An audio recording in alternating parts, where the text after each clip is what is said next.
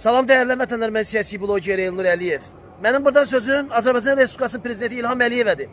İlham Əliyev, sən necə torpaqları almısan ki, Xankəndidə Putinin şəkilləri vurulub, hə? Cəmaatı niyə aldadırsan? Ay maşennik oğraşgədə, hə? Ay bığlı oğraşgədə. Niyə aldadırsan cəmaatı? Niyə? Səbəb nədir aldatmağında?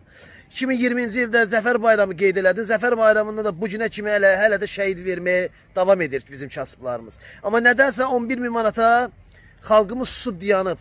Gəlin xalqımız, baxın, mən video qoyacağım, o videoya baxarsınız. Görəcəksiniz ki, həqiqətən də Xankəndidə Putinin şəkilləri davam eləyir. Amma mən sizə deyirəm, torpaqlar alınsaydı Putinin şəkili orada gəzməzdi. Biraz ayılın.